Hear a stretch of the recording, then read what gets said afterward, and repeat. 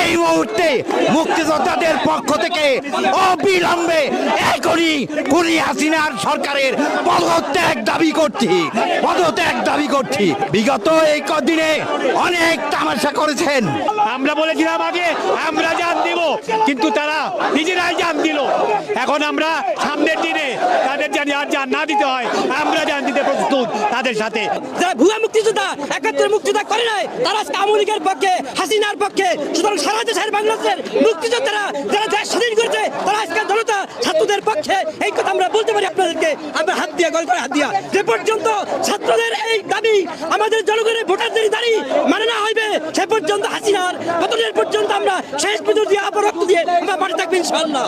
আমরা মুক্তিযোদ্ধারা কোনো কোটা চাই না, তবুও আপনারা এই কোমলমতি শিশুদের বুকে গুলি করিয়েন না। ৭১ থেকে এই পর্যন্ত আমাদের যুদ্ধ থেমে নাই। আজকে বুকটা ভরে যায়, কিন্তু আমাদের কান্দাও আছে, গন্ধনও আছে। এত অল্প বয়সী প্রাণের ধ্বংস হলো। এই একটা হত্যারও আমরা অন্যথায় যেতে দেব না। আমরা ৭১-এ যেই যুদ্ধ শেষ করতে পারি নাই, আমরা এই আমাদের কোমলমতি ছাত্রছাত্রীদের, শিক্ষার্থীদের মাধ্যমে সেটা আমরা ইনশাআল্লাহ পূরণ করব। আমরা এই মুহূর্তে ঘোষণা করছি, সারা দেশে যে সমস্ত মুক্তিযোদ্ধারা ৭১-এর রণাঙ্গনের মুক্তিযোদ্ধারা এখনো বেঁচে আছে, তাদেরকে করজোরে অনুরোধ করব, আপনারা এই কোমলমতি ছাত্রদের পাশে এসে দাঁড়ান। আমরা দাঁড়িয়েছি, ওদের পথ প্রদর্শকের ভূমিকায় আপনারা দাঁড়ান। আমরা দাঁড়িয়েছি, আমাদের পাশে এসে দাঁড়ান। আমরা খুনি হাসিনার পতন চাই।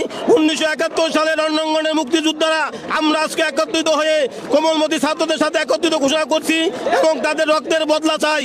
শেখ হাসিনা, এখনো সময় আছে, তুমি নীরব হও, এখনোই তুমি পদত্যাগ করো। আর তুমি এই দেশে রক্ত ঝরাবে না, তোমার রক্তের বন্যা আমাদের আর বুকে লাগেও না।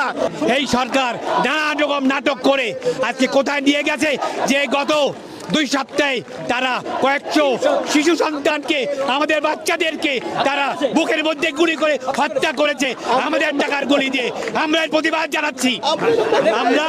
আমরা আজকে আবু সাঈদ যেইভাবে দেখিয়ে দিয়েছে, তার সিনা টান করে আমাদের লজ্জায় পড়েছি। আমরা আজকে সিনা টান করবো, আসো আমাদের বুকে গুলি মারো।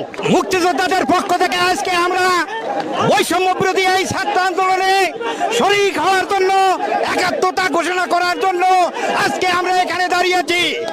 আমরা মনে করি আমরা সেদিন যুদ্ধে গিয়েছিলাম কোনো কোটা বা সুবিধার জন্য না, আমরা দেশটাকে স্বাধীন করার জন্য সেদিন যুদ্ধে গিয়েছিলাম। আমরা মনে করি আমাদের কোটার প্রয়োজন নাই, কিন্তু আমাদের এই কোমলমতি শিশুদের বুকে